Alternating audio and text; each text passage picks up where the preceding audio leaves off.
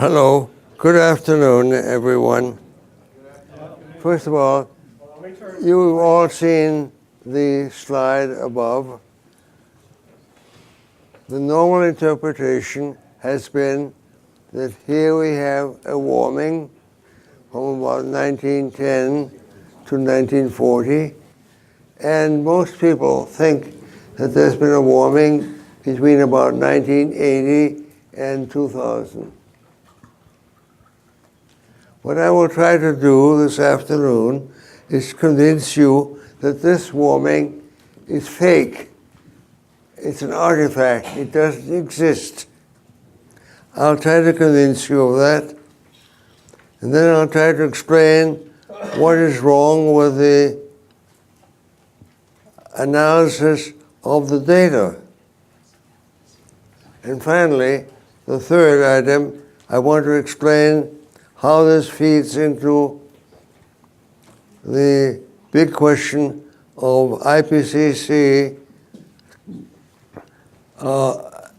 claiming that warming is due to human activities. It goes counter to that. First of all, I want to show you that this warming is fake, doesn't exist. So any report that claims a warming in the last 2 decades of the 20th century, just disregard it. That's what I do.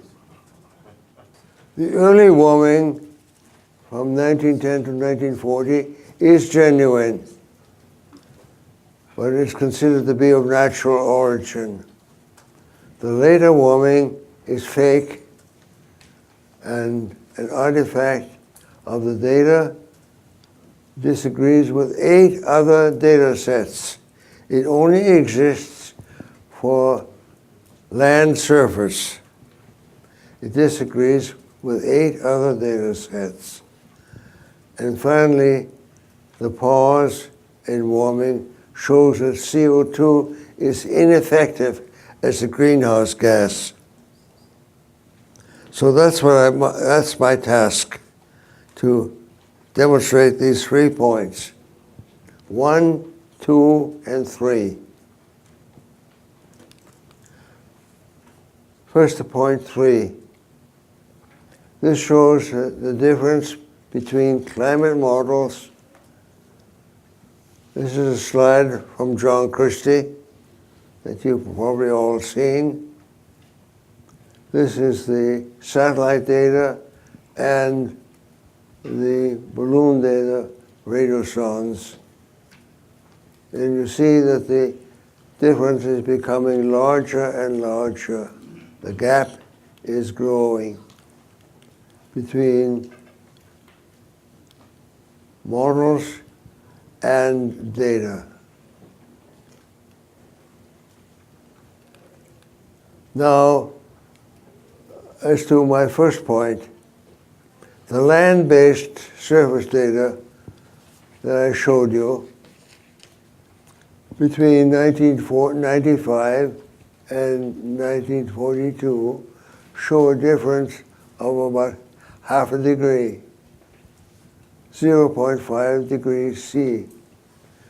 All the other data sets, zero, almost zero. And these include ocean data, atmospheric data, and proxy data, and many others. So I hope I can convince you now that the late warming does not exist. It's fake. And now to show you what these other data look like, I have here a selection.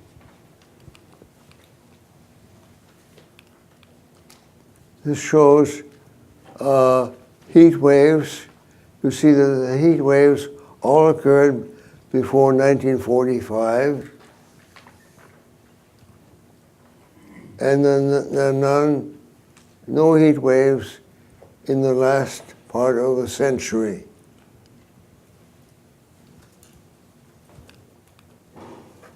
You're familiar with all of this. This shows the so-called hotspot. This is what is expected from computer models if indeed there is a human effect on climate. This is the actual data. You don't see a hotspot here. Here's a hotspot.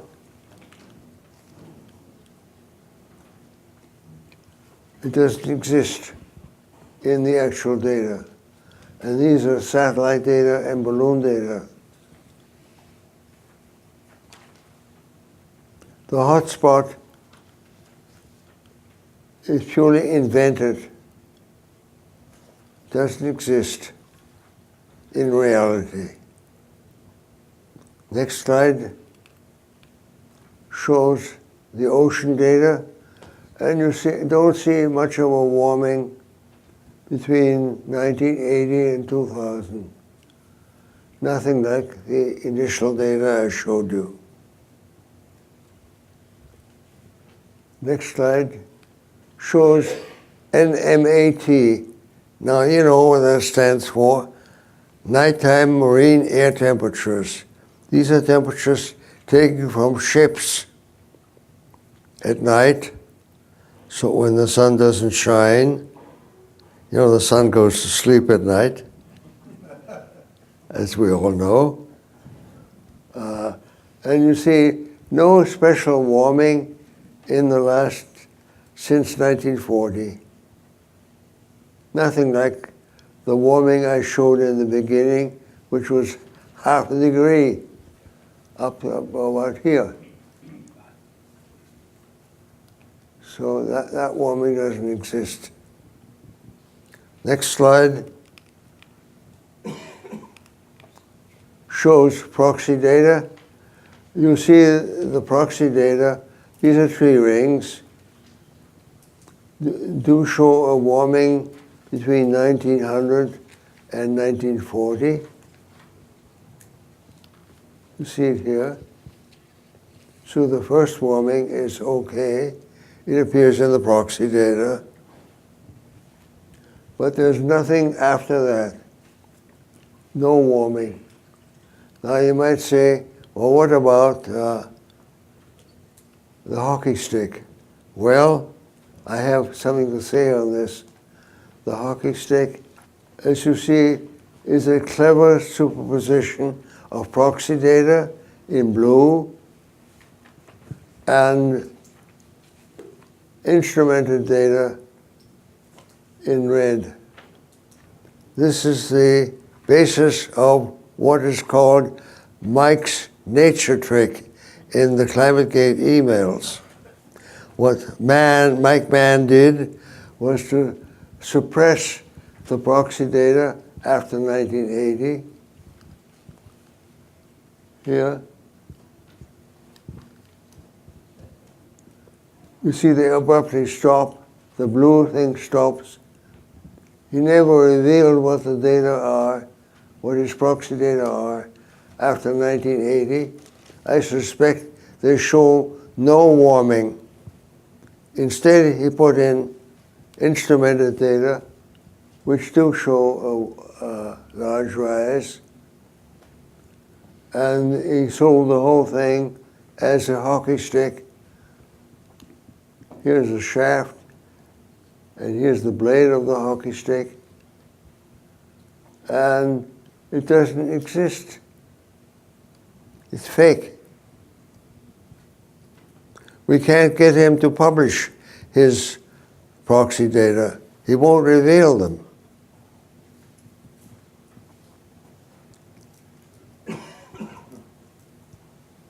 We have a real problem here.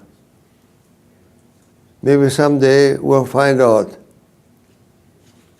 McIntyre and Ross, McKittrick, have been working on him and have not succeeded in prying the data loose. I doubt whether I will succeed. Some more proxy data. You see, none of these show any particular warming after 1980. Neither this one, which actually shows the cooling. This one shows no warming. This one shows no warming. This one shows no warming. Certainly nothing like the warming seen in the thermometer data. Now, I hope I've convinced you that the so-called warming, reported warming, of the last part of the 20th century does not exist. It's an artifact. Now I want to explain how this comes about. That's really the main part of my talk, to explain how do people get misled by data. To do this, I will show the next slide.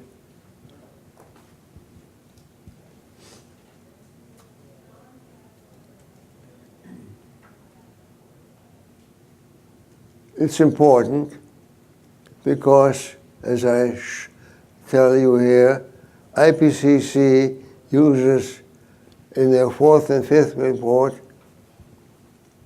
uses this warming as proof for anthropogenic global warming, AGW. Now I want to explain why the surface data of 1975 to 80 show warming that doesn't exist. Let's first of all turn to the ocean. Ocean is 71% of the Earth's surface, so it's very important. You see something very strange. When you measure ocean temperatures, you can use buoys, you can use buckets, or use ship inlet temperatures. I want to explain that buoys are fairly new. They float at the actual surface of the ocean. And as you see, they only started in 1980 and then increase almost linearly. Buckets, which is a traditional way of measuring temperature of the ocean, decrease at the expense, and ship inlet temperatures also decrease. Now,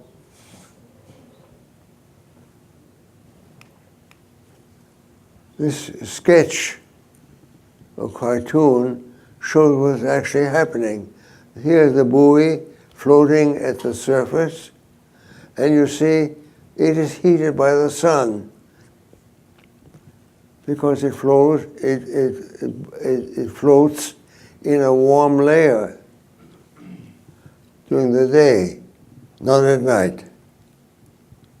Don't forget, the sun is not out at night. Sun goes to sleep. Ship inlet temperatures are deep down, depending on the size of the ship and depending on its loading. If it's loaded, it's deeper down. If it's unloaded, it's higher up. But in any case, it is not in the warm layer. The buckets, which are the traditional method of measuring ocean temperatures, are just buckets that are dipped into the ocean to take a sample of the water. Then someone sticks the thermometer in the bucket and takes a reading. Well, it's pretty primitive. Also, they don't keep track of the depth, but I presume that they are below the warm layer and somewhere in here.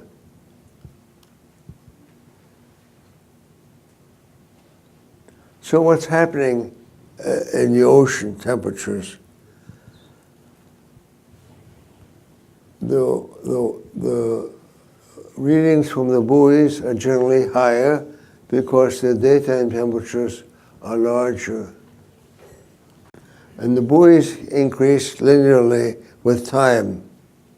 So we have here a situation where the population that is measuring temperature is actually changing with time. And what it does, if you think about it for a moment, is to simulate a warming that doesn't exist. Because what they do is to mix all of these readings together. If they were to take the buoys separately, they could probably discern that the warming only occurs during the day and not at night. Now, the land temperatures are a little different, more complicated. But this is data from NOAA.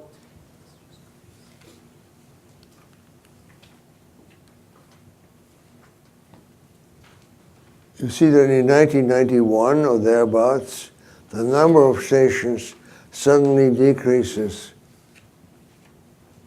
But the percentage at airports increases from about 30% to nearly 80%.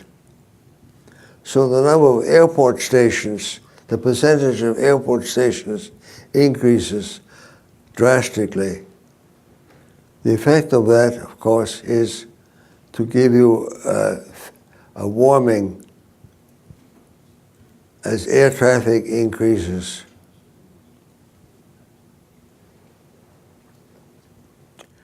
I hope that I've now explained why we find a warming in the last part of the 20th century, and I've explained why this warming is fake, doesn't really exist. It has to do with the fact that the population of thermometers changes in nature. It so happens that this takes place around 1990. Okay, the last part. What does it all mean? Well, it means if there's no warming in the last part of the century, it means that the IPCC claim for anthropogenic global warming doesn't exist either, because it's based squarely on warming starting in 1980. Now the report, this happens to be very timely. The report in the New York Times last week is about the climate science special report. Someone played a joke on the New York Times and they fell for it. They thought they were getting a leak, a genuine leak from someone in the White House. But it turns out the report was not leaked. It's been on the internet for several months. And the New York Times was forced to publish a correction, which appeared a day later. And they had to admit that what they thought was going to be embarrassing to the White House wasn't embarrassing at all. They were embarrassed. But what does the report say? Well, the report says that the global warming is due to human activities. And how do they know? Well, they said because of the warming that starts in 1980. That's in the report. It's in the New York Times. But there is no warming in 1980, starting in 1980, as I've tried to show you. So it means that their claim is based on a fake evidence. Now this is serious. But of course, you don't expect the New York Times to understand this fine point. I've sent them a letter. I doubt whether they will publish it. But it's on record, and you know it now, that there is no warming starting in 1980. So that the claim of the special climate science report doesn't hold.